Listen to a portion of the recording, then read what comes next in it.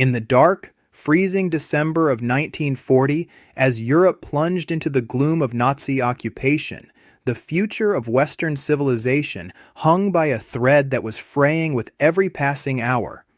The Battle of Britain had been heroically won in the skies by the Royal Air Force, but on the ground, hell reigned.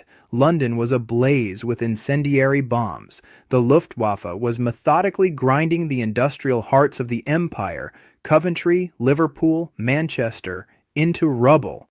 On the map of the world, the British Empire still appeared as an indestructible colossus. A splash of pink, denoting the crown's dominions, covered a quarter of the globe. But deep underground, in the smoke-filled bunkers of Whitehall, the government knew a terrifying secret. It was a secret they dared not whisper to their own people. The empire was not just bleeding soldiers on the battlefield, it was dying of financial exhaustion. Winston Churchill, whose growling voice on the radio instilled hope in millions, sat at his oak desk in the cabinet war rooms to write perhaps the most humiliating letter of his life. The addressee was Franklin Delano Roosevelt, President of the United States. Churchill, a master of language who could turn phrases into weapons, had to perform a delicate and agonizing dance.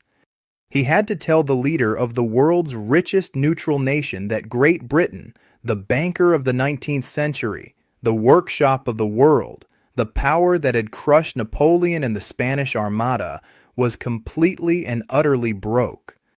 Hidden within the letter's diplomatic flourishes was a scream for help. Churchill admitted the truth. The moment when the British Treasury could no longer write a check for American steel and gunpowder was weeks away. "We shall fight on the beaches," he had promised, but he knew the bitter reality. His soldiers could not fight with empty rifles. This was not a proposal for an alliance. It was a declaration of insolvency. The ruthless accounting of total war. To grasp the magnitude of the catastrophe, one must understand the economic nature of the Second World War. The war Hitler unleashed was unlike the conflicts of the past. It was a war of machines and logistics. It devoured resources, steel, oil, aluminum, rubber, at a rate that defied all pre-war calculations. Britain, an island nation, depended on imports. The blockade of Europe meant trade with neighbors was impossible.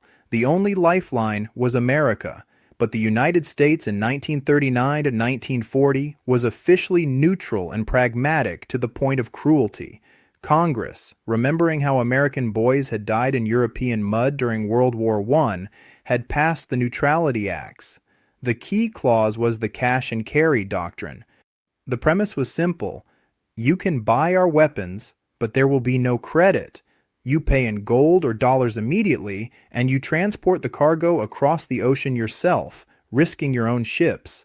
The Americans were happy to sell the tools of war, but they demanded cash on the barrelhead before the crates even left the docks of New York.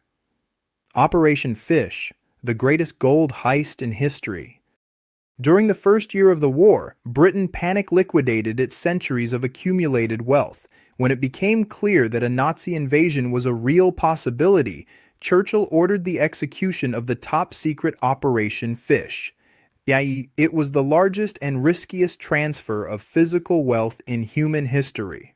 Under the cover of darkness, in absolute secrecy, the entire gold reserve of the Bank of England and, more importantly, all liquid American securities were loaded onto the cruiser HMS Emerald and other fast ships.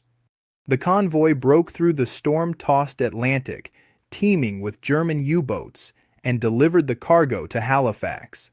From there, armored trains transported the treasure to Montreal, to the deep underground vaults of the Sun Life Insurance Company, guarded by hundreds of Royal Canadian Mounted Police officers.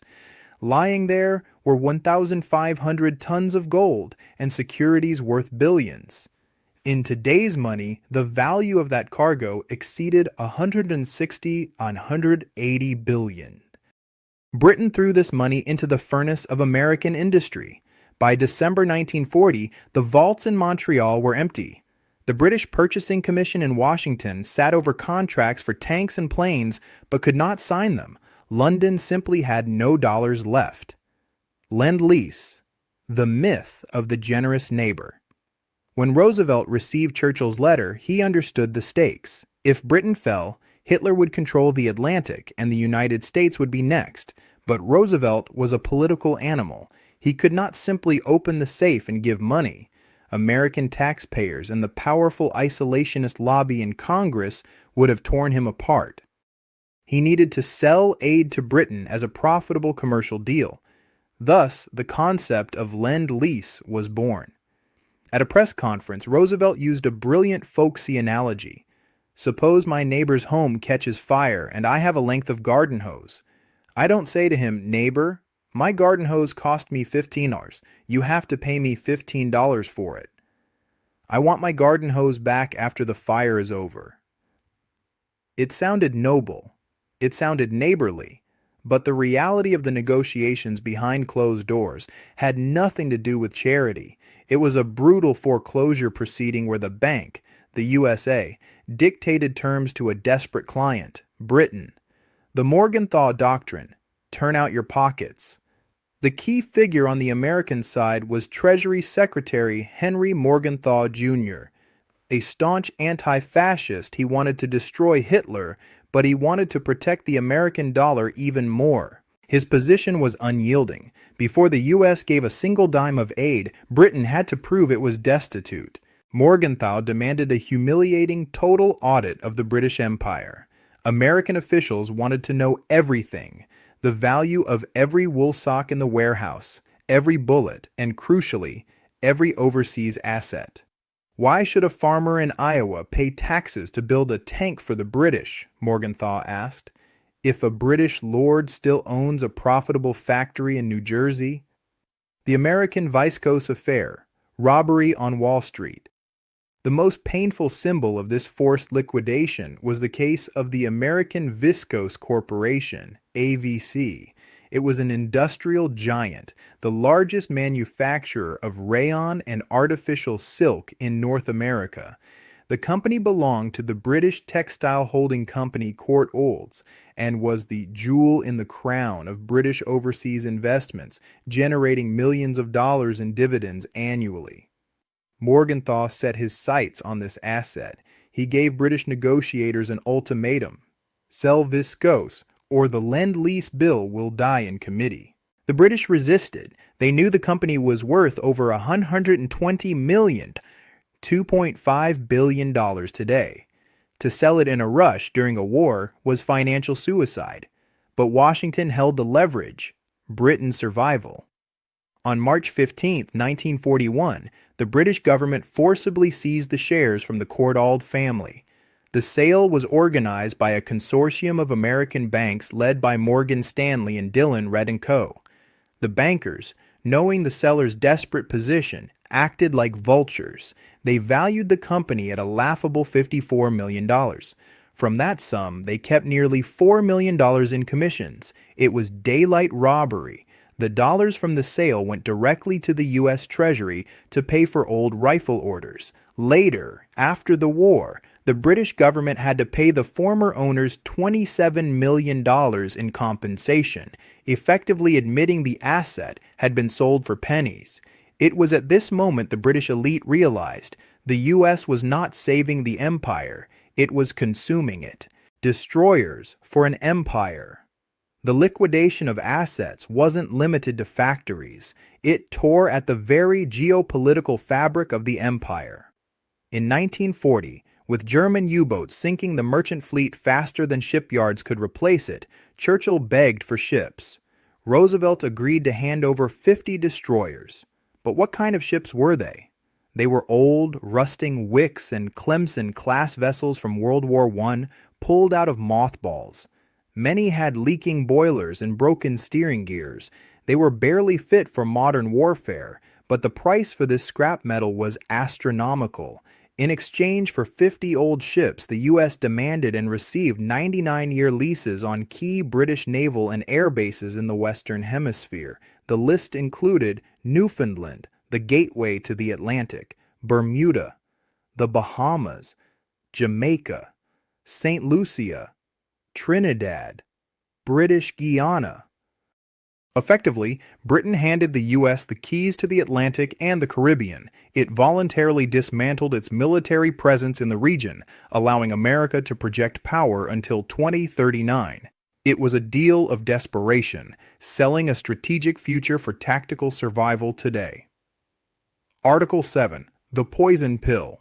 Lend-Lease saved Britain from starvation and defeat. That is a fact. Without American spam, oil, and steel, the war would have been lost. But hidden in the text of the agreement was a clause designed to kill Britain as an economic superpower. This was Article 7. Written in dense diplomatic language, it required Britain to commit to eliminating all forms of discriminatory treatment in international commerce after the war. In Washington's language, this meant one thing: the destruction of imperial preference. The British Empire relied on a system of tariffs that made trade within the bloc, England, Canada, Australia, India, cheaper than trade with the outside world. This protected British factories from more efficient American competitors. By signing Article 7, Britain was signing the death warrant of its economic sovereignty. Churchill resisted furiously, but he had no choice. Without a signature, the food shipments would stop. 1945, the shock of peace and betrayal. The war ended. Japan surrendered, but while London rejoiced, a cold bureaucratic mechanism in Washington clicked into gear. Harry Truman, the new president, signed an order on August 21, 1945, to terminate Lend-Lease immediately. It was a shock. In one day, without warning, the tap was turned off. American Liberty ships, already at sea laden with grain and meat for England, were ordered to turn around and sail back to the U.S. The great economist John Maynard Keynes, already terminally ill, traveled to Washington on a final mission. He carried with him the idea of justice. His argument was simple. Britain had fought alone for nearly 2 years while the U.S. gathered its strength.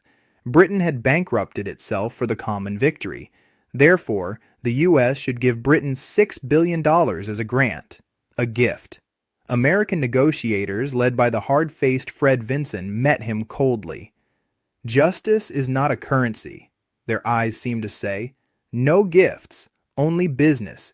Instead of a $6 billion gift, Britain was given a $3.75 billion loan at 2% interest, and with a lethal condition, make the pound sterling convertible into dollars within 1 year, financial Dunkirk and the winter of 1947. Keynes begged them not to do it, predicting catastrophe. But there was no choice. The country faced starvation. He died a few months after signing the agreement. His heart could not withstand the stress. Keynes's prophecy came true in 1947. First, Britain was hit by the harshest winter in a century. Coal froze in stockpiles, power stations shut down, factories stopped, people froze in their homes. It was at this moment in peacetime that the government was forced to introduce rationing for bread, something not done even under Hitler's bombs. Second, on July 15, 1947, fulfilling the U.S. condition, Britain made the pound convertible.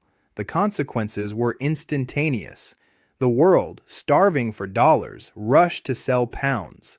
Britain's foreign reserves, borrowed on credit, began to evaporate with the speed of machine gun fire.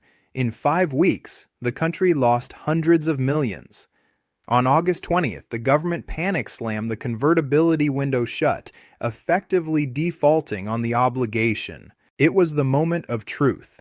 In February 1947, Britain sent a secret telegram to the U.S. State Department, the essence of which was, "We have no money to maintain order in Greece and Turkey. We are leaving.